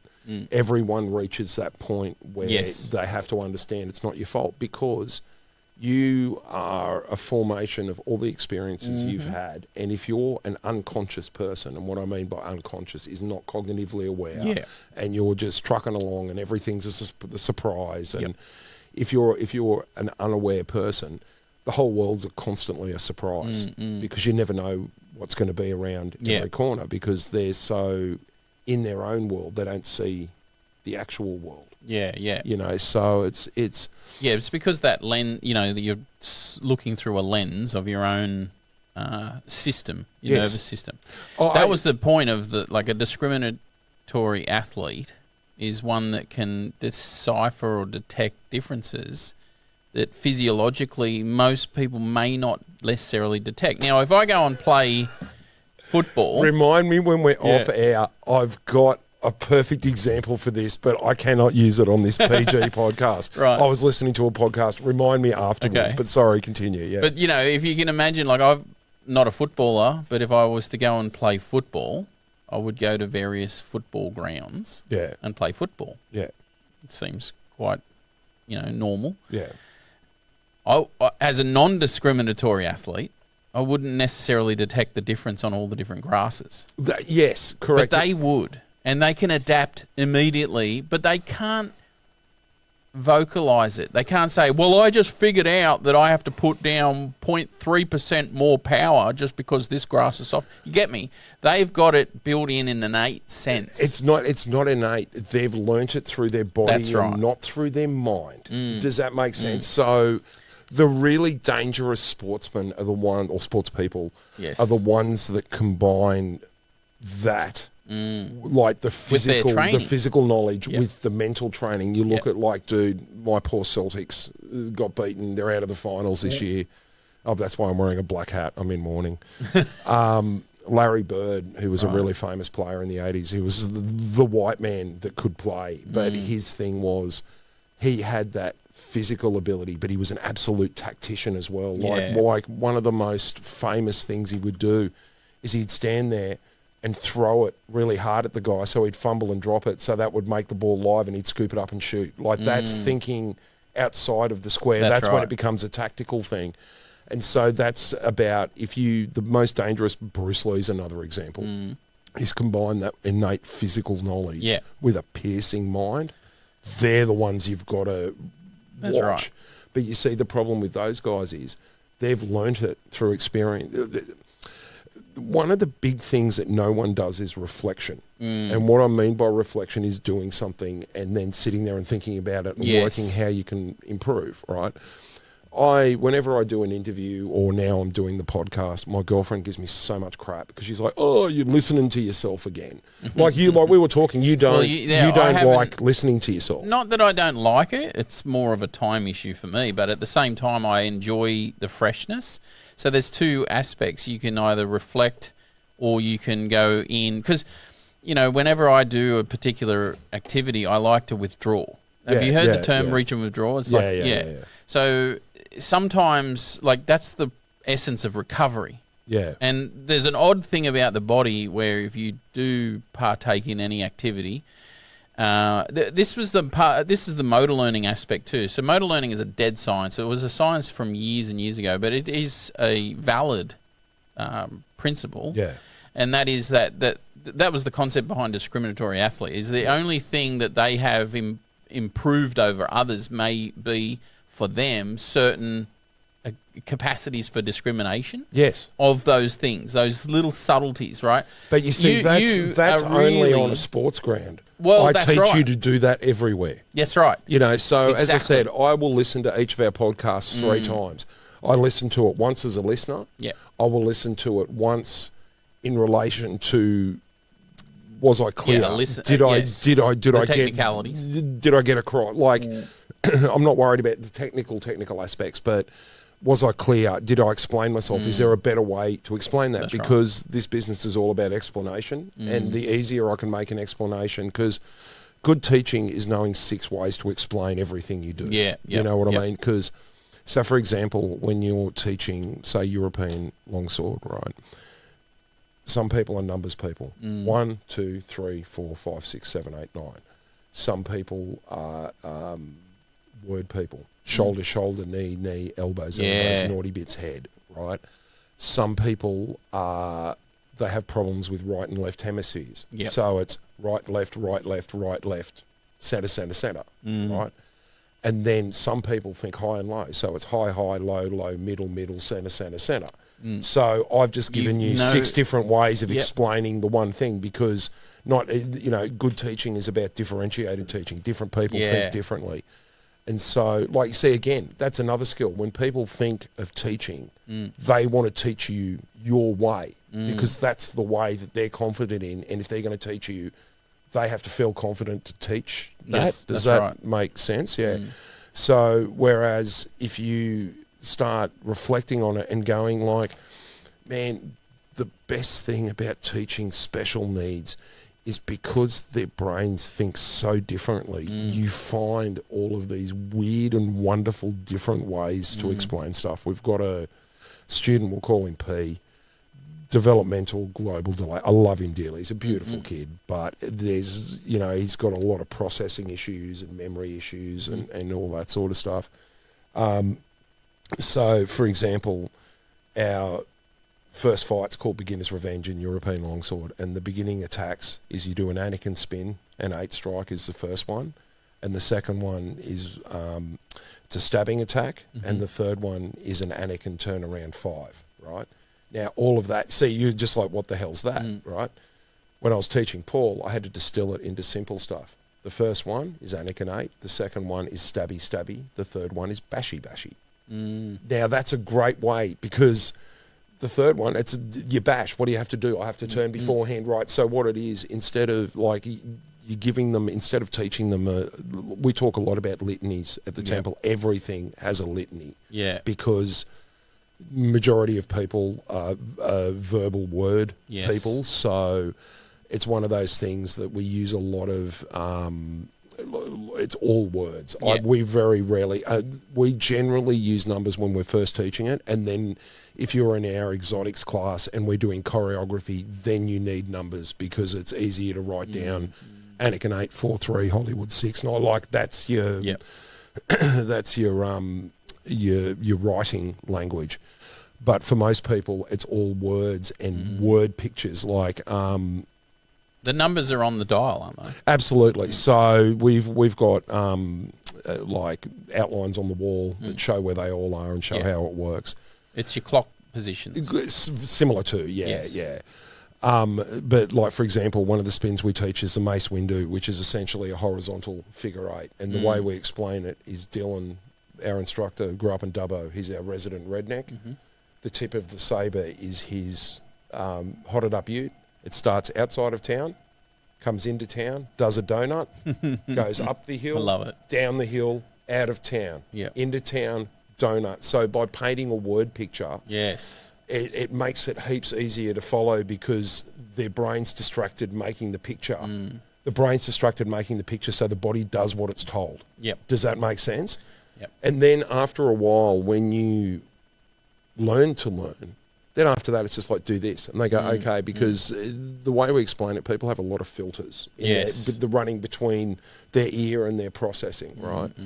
So when you say, do this, your brain will go, I've got a muscle memory where we need to hold it with the whole hand. This is similar to stirring a whisk, but it's going the wrong direction. Like, do you get what I mean? So it starts throwing all these in, whereas once you recognise how unreliable your subconscious is, and what I mean unreliable doesn't mean bad, it's just, it's flying, because your subconscious isn't organised, it's flailing around in the dark trying to work stuff out, because it doesn't realise everything is same but different. And that's a skill, being able to learn to recognise that and understand the similarities and the differences, because the similarities and differences make everything what it is. That's right. You know, so so it's a really cool system. It's it works. Like, it's taken us 8 years, and I've made a heap of mistakes. Like, and what I mean by mistakes is no one's died, but I've had to make my mistakes to learn how to do it, and that's and how to deal with those, and deal with mistakes, and be reflective. And if you have staff issues, how do you fix it? Are the staff issues your fault or their fault? And what I mean by your fault or their fault. Their fault could be they're bringing something in from their outside life that is affecting them here, or is it something I've done here that's turned them to that? That's the reflection. Instead of just going, oh, that person's an asshole, be gone, right? You stop and go, why? Like, and if you know the answer, you stop stressing about it, and so you work on the answer, and that's where the discerning part comes in. That's, you know, because that's another thing we teach. Like, you know, if you can work out of people's rough motives, it makes it easier to deal with them, you know, so that if they're ego driven, that they do everything to make themselves feel cool. Or one of the ones with special needs kids is pulling them out of fantasy. You know, like autism, I say this a lot, and some people take it the wrong way. Autism is diagnosable selfishness, and I don't mean selfish as in they don't care about anyone else. I just mean that kids on the spectrum are in their world. They're inwardly focused. They're inwardly focused. They're in their world. That's and when you see autistic kids losing it, it's because the outside world is intruding on their world, and they can't handle it, whether it's loud noises or it's crowds or whatever, right? So they need to learn to separate the fantasy from reality, right? And so the beauty of doing that is that they first come in and everyone's like, I'm going to be a Jedi. That's why our sabers don't have sound, because when sabers have sound, they become Jedi. Yes. If you don't have sound, it's not you being a Jedi. You're learning a technique on a glow stick. Everything is very reality based. Yep. We're very, even with our acting, the acting isn't, how can I explain it? The acting isn't the purpose, the acting's the tool. So that when we do fights, it's not like everyone has a character background and, you know, I was a tortured paladin that feels it, like none of that crap, or I'm not Darth Vader doing this. It's what are the motivations? Are they light side or dark side? That's always the first thing. And that's where the dichotomy of Star Wars is beautiful. That's right. Because if you're light side, that means you will fight and act a certain way. Yes. So if you're light side, you won't kick a man when they're down. You won't kill with enjoyment, right? Yep. So that affects how you portray. Yes. Like, so for example, a big question I get asked is, do you teach the 7 forms? So in the Star Wars expanded universe, there's 7 forms of lightsaber combat. It was created for the books I think it was created originally for the role-playing game, so that you could, bless you. You're right. Me. It's a bit. Yeah, I don't have a cough. No, it's a bit chilly in here. Yeah, well, that's why we're all like hoodied got up. I've got my beanie on, and we're getting cool. Oh God, what was I talking about? I just totally. Yes, the 7 forms. The 7 forms, right? And so when I was training with the fight choreographer from Star Wars, the first question, what form are we going to learn? And he burst out laughing, and I go, what's so funny? And he goes, the forms are crap. And I was a bit like, but it's canon. And he goes, no. What I mean is you learn the system, and how you portray the fight shows the style. So the first style is Shicho, which is 9 strikes, learning basics. Yep. The Sorisu was the second one, is based on fencing. So that's your Count Dooku, very pointy, stabby. Star Wars Episode 4 was fencing as well. Third series is like really defensive and in close. That's what Obi-Wan uses. Yep. Fourth series is Ataru, which is Yoda jumping around. It's a very dynamic style. 5 is, then you get into Makashi and Shujo, which is Vader's form, which is that real bashy, aggressive form. Number 6 is Neman, which is dual wielding, like using 2 weapons. And 7 is one called Varpad, and this is one that's always made me laugh. So this is a story that was told to me from set. Varpad is considered to be this random style that no one, it's called the style of Volkshner because they have multiple tails that flail and you never know where the attacks are coming from. And the reason it's like that is that Samuel L. Jackson was really bad at learning choreography. So on the day, the choreographer said, look, you just attack me and I'll block it. So the whole Varpad thing actually came out of Samuel L. Jackson's inability to learn or remember choreography, right? Yep. So that's where it's not fantasy, but you build this. We're not building a fantasy scene. We're building a story, and all the skills you need to build the story, the important part, not the fantasy element of you pretending to be something. Yeah. You are you portraying a fight. That's a very different thing to you being a character. So again, it's that pulling out in the real world and getting people to stop and relax. And then one of our instructors has taught multiple lessons at cons, and at a con on the weekend had a complete meltdown because I used the word assessed. I said, look, normally when we do cons, we're a small team, so everyone's got a job to do, and you just have to do that job. But at Central Coast and Sydney, we have big teams. So I said, do you know what we should do today? Get 2 of the instructors to teach and get D as the head instructor to assess them. And what I meant by assess was help them reflect, do the lesson, and then sit down and talk to them about how it went. So it's not a good, bad thing. It's like, here's what happened. This is what you could have done better. But there's a knee-jerk trigger somewhere in him that he freaked out because assessment to him means tests and fails and passes.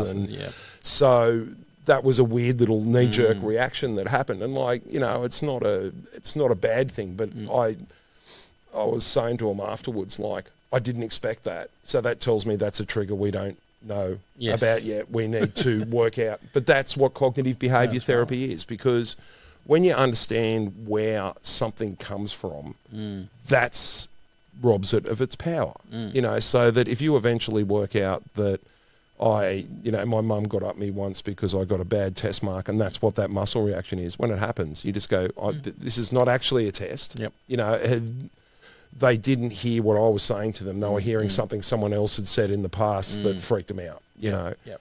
So, yeah, it's really cool. Like, that's probably it's taken me an hour and 20 minutes. That's probably a pretty good description. Is there anything I've missed? Is there anything? No, I mean, the whole, obviously, you pointed out the term theatre combat, and theatre evokes a lot of things because obviously you are reflecting on the portrayal. Yes. And like you say, it's not like you're trying to carry on a character or an act. Yeah.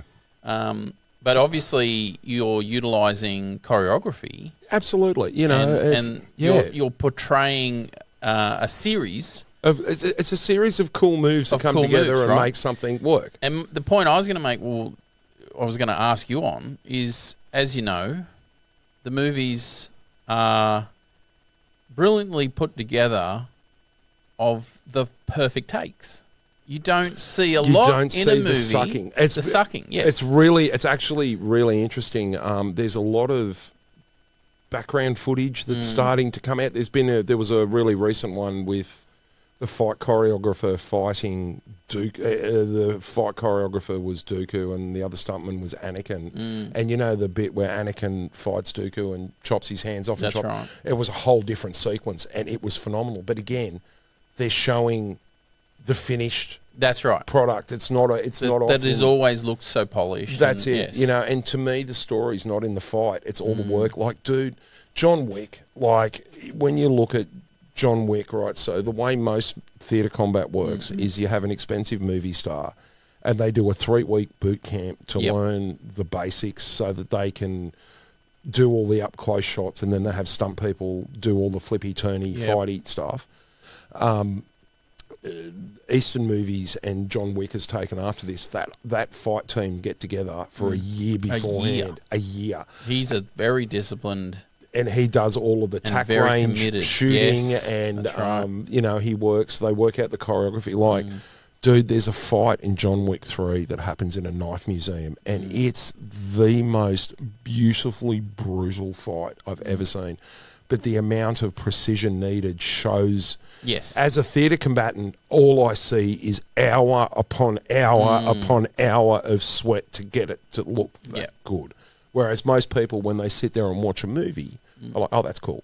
Yeah. You know, and so, like... It's easy to overlook how much time and how effort. much effort and practice and thought and teamwork. Like, as I said, theatre combat is an absolute team. Because, see, this is the funny thing, because... As I said, the whole point is to make the other person look good. That's why it's really good to do corporate bonding with it. Because, man, I did one with a bunch of high-up corporates, right? They were dudes that made $1 million decisions on a daily basis. Get them to come back to this, and they get all... And I'm like, dude, you're in my house now. That's it. You know, and it's not a... stuff you. It's just a, guess what? The learning muscle, the further you go up the chain, the weaker the learning muscle gets, because you get confident in your job and you start making decisions. But after a lot of people, after a while, just stop learning and just run, right? It's a really good way to get people to stop and look, because they never get told what to do. So that muscle goes weak. So, like, it's brilliant I did work with a soccer team. Bunch of really talented 16-year-olds. And they got brought in because their coach said, like, they're really talented players, but I can't get them into a group because they're all ego-driven. Everyone's trying to. And so the best way to do that is to create cognitive dissonance. So you had a bunch of fit 16-year-olds with an old fat dude with no ankles standing in front of him going, I'm going to teach you something. And they go, oh, yeah, you can't. Well, you know. And if you do a strike that stops 1 inch from their face, they feel the wind go through their hair and it's perfect. That's because all of a sudden they're like, wow. You know, and that not only, like, that's that lesson. You never know what people can do. Yeah. You know, like, that's another life skill. That's right. Yeah, dude, there's so many, like... The ego side, I'll tell you an odd thing that reminds me of old Arthur Jones. He was the inventor of Nautilus. And one of the points he made was because exercise was his thing. Right?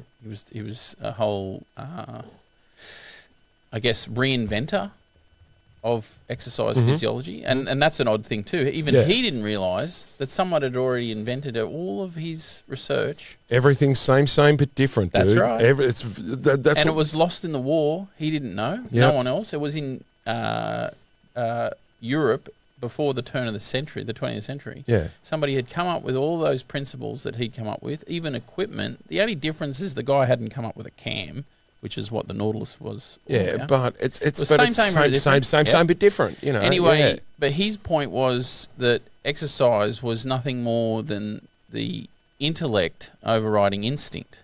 Absolutely. And his point was that, you know, and this is one of the most egotistical people on the planet. Yeah. He'd realised these points. And that's one of the key things, is allowing yourself to, I guess, address it. Yeah, well, you see, it's learning. But you see, a big thing we teach is resilience. The you suck thing is a resilience thing, right?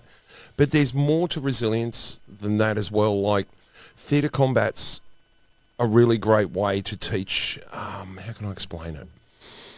When you're doing theatre combat, you're in a place of challenge because it's uncomfortable. You're in someone's face. You're touching people. Like when you get to hand and stuff, you're actually doing grapples and stuff.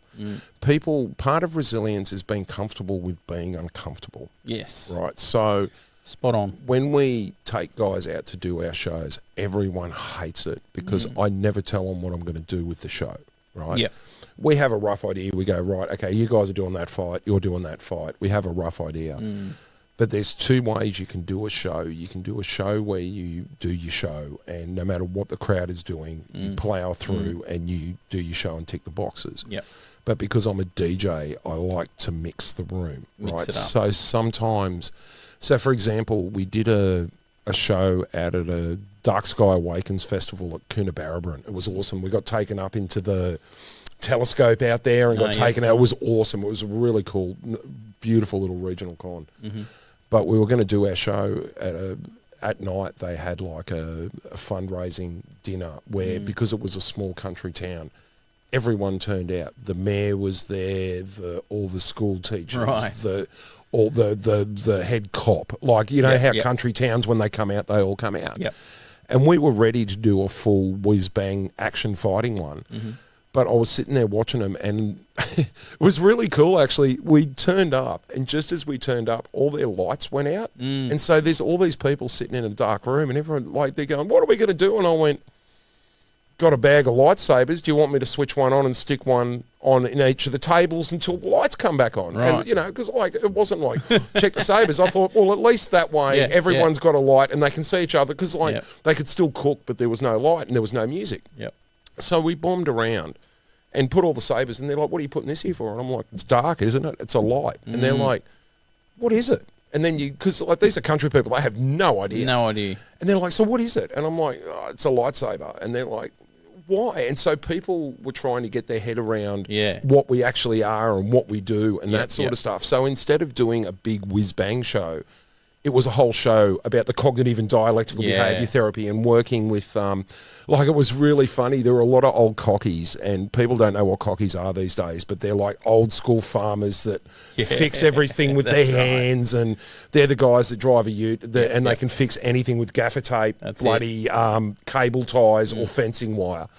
And a heap of them were really into what's in it, how does it work, right? So when we're doing shows, we always mix on the fly and chop and change on the fly because we react to the crowd. But that's really good training for people because it teaches you to think on your feet and to be comfortable and to, you know, all of life is unexpected. So if you teach people, because if you can go into something in front of 500 people and have no idea what you're doing but do it well, everything's that's what I love easy. About you. You've got that as a talent. But like, it's just getting people to push their boundaries, because people these days are soft, and as I said, that's not a denigration. It's just we've lived 75 years of peace in our country, and most people's hardship before COVID had been getting busted for drink driving, or like it's not life and death and people dying. And so, you know, it's very much about getting people to reassess what is bad. Like, so as I said, like if you're a nervous person, if you perform in front of 500 people, everything's easier. You know, even if you're a school student, yes, and then you have to go and do a talk in front of 30 people, dude, I stuffed up in front of 500 people and they pointed at me and said I suck. Yeah, this is easy. Yep. And so that's a form of resilience. It's that idea of you know, building. It's like learning to eat chili. It's taking the adversity in. Yeah, you can't go straight to a ghost pepper. Yep. You know what I mean? Right. Like, so it's about, if you keep it fluid, that teaches people to think on their feet. And then after a while, once they've gotten used to that, then they'll go, why? And then you go, right, reading crowds. Look at this crowd. Yep. Look at the age. 90% of this crowd is kids. Yep. Do they want to hear about cognitive and dialectical? No, they want to see flashbangs. So some shows are really flashy. Some shows are really history-based. Some, you know, and as I said, like, I'm fine with that because I've done so much random crap in my life now that I can just happily, you know, De Bono's hat theory. Okay, so De Bono's hat theory, the idea is you wear a number of hats in your life, right? So I have Luke, the sabre instructor. I have Luke, the school teacher. I have Luke, the DJ. I have Luke, the parent. I have Luke, the partner. I have, so if you recognise you've got hats, the ability to switch between hats. Yes. Like this is a story I often tell. When I started teaching, I'd just come off 15 years of working in the music industry where everyone swears like Trojans and you're hanging out with security guards. And so what I did was, I don't wear a watch because when you're saber tossing, it bashes the watch and destroys watches. So when I started teaching, I would wear a watch when I was teaching, and it was annoying because I only wore it at school. So you'd never get comfortable it gave with you that it. Connection. But it's a constant. You know how people have the snap, and it's another version of that. And so what happens is, after a while, if you learn how to do that and deal with that and chop and change, they're vital life skills, because the only constant in life is change, and everyone's greatest fear is change. So if you get people comfortable with change, do it in low-stake environments at first in the temple. Then if they want to stretch themselves, take them outside the temple. Like Bones, where was it? It was at Melbourne, because we didn't have Matty Doran with us. I had to do we do a panel at each of the cons we're at. And normally I've been doing one with Matty for the last year, Matty Doran, because we've got him, so we talk about acting and Star Wars and Matrix and stuff. He'll be coming on here soon. Yep. Do you know what I reckon it'd be? Hang on, I'll come to that. Anyway, and I turned to Bones in the car trip on the way down and went, guess what? You're doing the panel with me. And she was like, this is the difference. Yeah. Shit. Okay. It's all good to have that resilience. Oh crap moment, but it's that, okay, what are we going to do? I'm just like, follow my lead. That's it. And so you see, I couldn't do that if she didn't trust me enough to know that I wouldn't put her in a situation she wasn't prepared for. Now, I often put people in situations they don't want to be in. They're prepared for it, but they don't think they are. Yeah. Very different thing, right?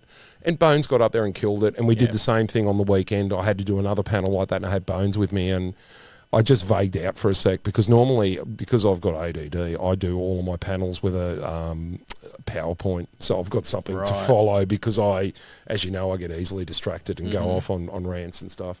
And I didn't have one of those, and at one point I just went quiet, and I just went, let's bring one of our other students up. And he's never spoken to me, and he was just like, yeah, man, okay, this is, you know, and afterwards he was like, wow, that was rad, man. And I'm like, yeah, man, that's cool. You know, like, I wouldn't do it to someone that it would destroy them. Yeah. But yeah, so you know, it's cool, man. You're teaching resilience. Teaching resilience, just vital life skills, man. And as I said, we call it Jedi mind trick education. You know, they think they're learning the saber. We're working the person until we're ready to show them how we're working them, to give them the skills to work themselves. Yeah, that's probably the best way to sum it up. I need more of those developments myself. Everyone does, man. Dude, I need it. I teach this crap every day, and there's still some days where it creeps in. But because I'm cognitively aware, I recognise what it is, and I put it to bed. You know, because that's it's taken me 27 years of hard work to get here. Like, the journey within is the hardest journey, because you have to look at yourself without filters. You have to see who you truly are. And that terrifies most people. That's right. You know, like you've got to see yourself, because everyone has this perfect view of who they are and the person they are, and they're not realising what they are. They're in their head, they're what they want to be, but it's not who they are. That's right. You know, and that's where a lot of people's anxiety comes from, like, it's not a fear of failure. It's like a fear of not living up to what they expect of themselves. You know, and you see, that's the be kind to yourself thing, because you've got to be gentle with you. Suck. You know, like no one can do anything first time. And, that's right. And you're never going to progress to it unless you give it that shot. And recognising that every single person will makes the same mistakes. You know, like that's you know, sucking at stuff is universally human. You know, we live in a society now where people aren't allowed to fail, so they never develop that muscle to deal with failure. That's why kids' heads are caving in when they leave school, because they get told their whole school career, you're a magical unicorn that is special, and the world will see you as special, and the world is horrible and uncaring. Yeah. And life sucks. Get a helmet, Dennis Leary. And that's one of the difficulties when you have, you know, people sometimes overlook this aspect with these discriminatory type athletes who are the stars, but they miss the fact that they've had to practice like hell, suck themselves. Larry Bird used to do 300 3-point shots every morning before school. That's it. And those people have had they have some luxuries, but we all have those luxuries too. We all have the ability to see same, different. We all have the ability to discriminate. Maybe discern is a better term. Yeah, because discriminate is loaded. Technically is loaded. But it is similarities and differences. But I sometimes use the word retarded. Well, I don't mean retarded as in dumb, but retarded is in its medical term, which means something's been slowed. It's caught back. I've retarded the business for 8 years because I wanted to make sure I didn't hit big time. Yeah. Until I was ready. So because the other point of the opposite of that discern, is identity. In what respect? So some people identify, which is A equals A equals A equals A, and that's not correct, because everything has a difference. Everything has that sort of discernment where you can say, well, but discernment takes effort. Discernment takes effort. Absolutely. And people are inherently lazy. Yes, and you can identify things easily. And yes, now we're not talking about identity as in gender politics. We're talking about identifying what people think things are as opposed to what they really are. That's exactly right. How many people... And equating things. How many people do you know at work, and there's been this one person that absolutely believes that everyone loves them and everyone hates them? That's what that's about. And it's the same as... To avoid the hurt of understanding the sort of person you are as annoying... They live in this fantasy land where they buy everyone chocolate muffins, and everyone goes, "Oh, thanks, I'll get a free chocolate muffin." But to them, they're making friends, and and it's. Well, it's also the triggers, like you mentioned before. They're identifying the trigger as the same as the reaction. Yes, yeah. And they don't understand often why. Like another lesson that's so vitally important: there's only one thing you can control in this whole world, and that's your reaction to something. That's it. That's another vital life skill. Dude, people try and control stuff that's uncontrollable. The world's chaos. That's right. And to people, that's terrifying. But to me, that's exciting because you never know. That's the cognitive behavior therapy, thinking about how you think. Unknown can be absolutely terrifying, or it could be fertile ground because you've never been there before. That's right. At the end of the day, you're still going to go there. Yep. But how you go into it will define your experience. So if you learn to... And it's not a Mary Poppins, everything's rosy, like toxic. A lot of people talk about toxic positivity. This is not toxic positivity because I'll say to you, some stuff sucks, man, but some stuff's great. And it's discerning which is good and which is great. That's right. What will benefit you, like a vital skill. People are so worried about being viewed as selfish. It's the working out what is beneficial for you and what is destructive for you. How many people stay in a destructive relationship because it's comfortable? What's the hard truth? This is not working. But instead of facing that hard truth and saving you and your partner, because dude, when you fight, both people are doing damage. No matter and and I don't mean that in a DV sense, but I mean when people are angry, they lash out, and when you've got two people that love each other, when they lash out, they know exactly the spots to hit because they've been living with you. So that's why divorce happens, because people get into that spiral of lashing each other until it's just hatred, you know. Yep. And if you can, you know, like I've had partners before, I'm not going to name names, where there's certain management that goes into being with them where, you know, like this is where the cognitive behaviour stuff happens. If your girlfriend's like, the typical one people always say is like, if a girl snaps at you, oh, she's on a period. No, it could be a million different things. But if she snaps at you because you know she's really stressed at work, you can either take that personally or you can step back and look at it like always stepping back and look at it from a third party perspective, because if you understand, the same as with triggers, if you understand why it loses its power. So if she's going crazy, you know, like, you know, if you know your partner and you know they've got like a job review coming up, you give them that leeway, because it's not right that they do it. But if you know it's not coming from a place of hatred or a place of wanting to hurt you, if they're just stressed out and snap, if you can recognise that for what it genuinely is, that's what saves marriages. Because people always talk about picking your battles.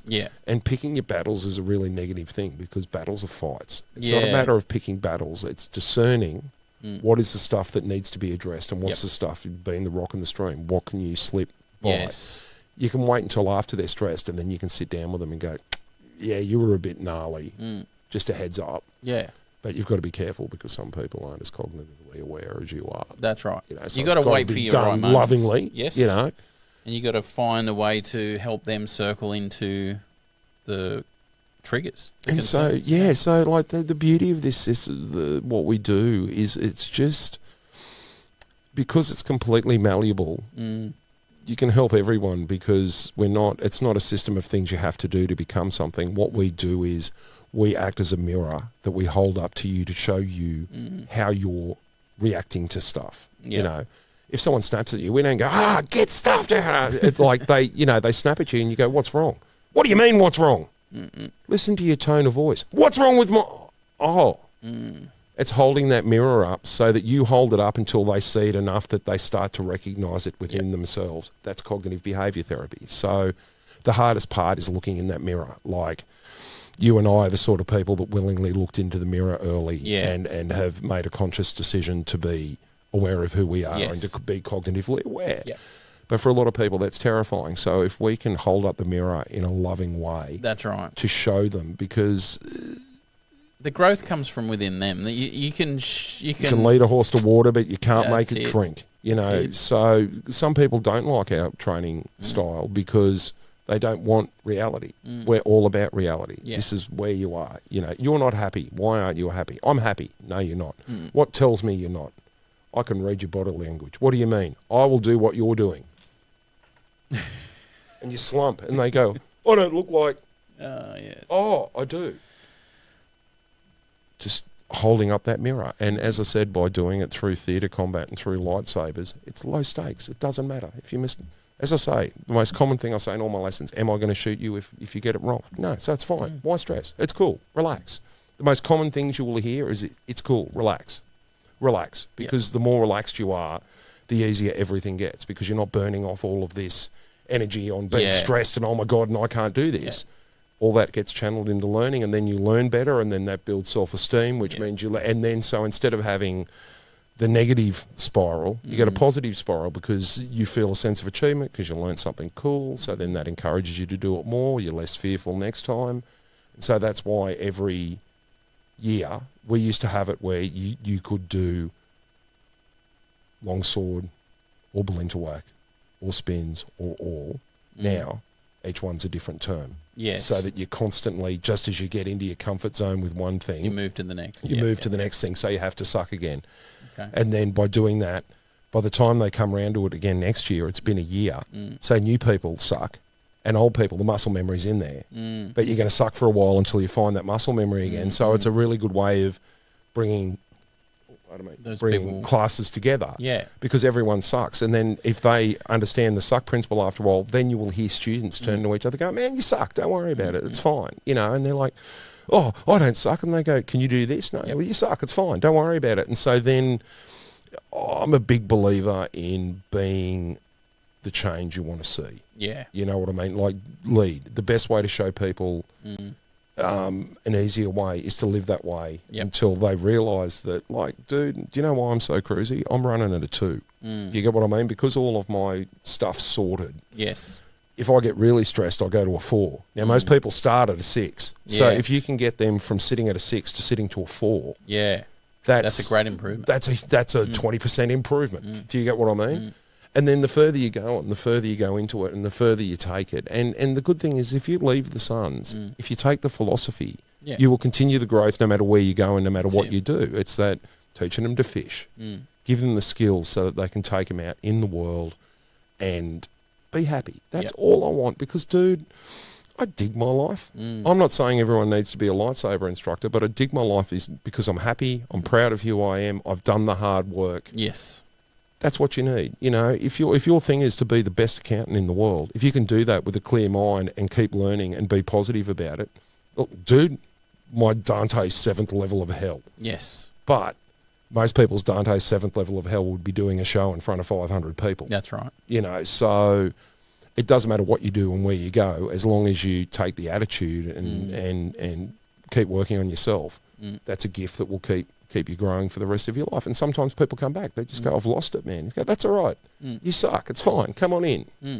And then when they, you know, then you can build them up. Like some people come and go. Some people stay for a year and disappear, never to be seen again. You know, as I was saying last time, like as long they get what they need out of it. Yeah. And if they're happy to leave, then that's the win. Like it sucks as a business because you've lost a student. Of course. But it's not about money. It's kind of the nature of the world because, yeah, that's how things tend to run. That, like, it's hard to say that anyone has stuck out anything for a lifetime. Don't get me wrong. I bet you see, we've had students that have been there for 6 years. You know, so, you know, for some people they get out of what they need out of it and leave. Whereas for some people, what they get out of it is the camaraderie and the hanging out and friends and learning stuff and doing cool fights and going to cons. You know, like even for all the nerds, like all the guys that are our students, when we do Sydney, we say, man, if you're at the con, come in and we'll throw you in the ring and you can do something in between classes and stuff. So even for them, for that 5 seconds, they're on the inside. You know what I mean? Like, look at me, you know, like I'm with the Suns. And that builds self-esteem. Yeah, you know, and then they walk out and they go to school on Monday and they're like, Megan, well, one of them, she's in a wheelchair and she was down Nova last year in a full-on wheelchair. And we were like, she was dressed as Batgirl and she had a whole wheelchair done up as the Batmobile and stuff. You want to come and do a fight? Yeah. And then everyone's like, wow, because you can see the confidence in her that she rolled in, literally, smashed it out. You know, and then that's inspiring to other people because we show people, like, that's why we dress like dags. Yeah. We're the same as you guys. Everybody else, We've just done it for longer than you. And that's aspirational. It doesn't mean you have to go out and do theatre combat training, but it just means, man, if we can do this crap, what can you do? And so, yeah, man. Well, my journey to suck is going to start very soon. Yeah, man, you'll have to come in and train. Because I won't train you though. No, well, doesn't matter. I'll throw you bones for spins. Yeah, that'd be good. Yeah. The spins is going to be the most daunting for me. Oh, but it's sex. It's, dude. I know, but that's the thing. For me, daunting because I've never been good at things like that. Yeah, but you suck. It's fine. That's what I Don't worry about it. I want to explore that. Is anything drastic going to happen if you don't learn it? No, it's fine. Don't worry about it. I'm at a good place for that. That's why I'm actually really eager. Yeah. You know, and like for me, you know, I love motorbikes and I used to ride motorbikes a lot and I was very good at riding with all my friends. But I was never able to do, like I could do monos later as I got better and better. But I was not like some people that just get on and just do it. Why do you think skaters are so cruisy? They've destroyed themselves so many times learning a trick that after a while you get cruisy because you've survived dropping into a 20-foot pipe, it's the same as performing in front of a crowd. It's pushing yourself to uncomfortable areas. And because people aren't comfortable, if we can do it in a comfortable environment and trick them into doing it. That's right. That's the win. Yeah. Oh, I can't wait. I reckon I think that'll do it. That was We've a done long really one. well. Yeah, Well, wow. It's not. No, it It is. is, No, it but is it's not, because you but yeah. paused it. No, you paused it. That's right. I did pause this. It's actually been running for 2:33.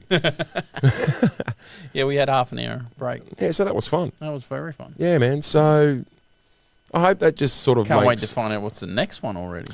Oh, I don't know yet. I've got a couple of ideas. Because I sort of want to do one sort of serious one fun one. Yeah, so okay. I'm going to have to work out we're due a fun one. That was a pretty full-on one. Well, it was, highly technical. All right. Celebs. Yes. Let's do do celeb stories. Right across my life. That's fun. Yeah. That's fair. All right, done. You got a lot of stories there. I do. Yeah, I know. It's pretty wild. It's good fun. All right, done. Thanks, brother. That was fun. You, Luke. See you next time. Thanks, guys. Bye.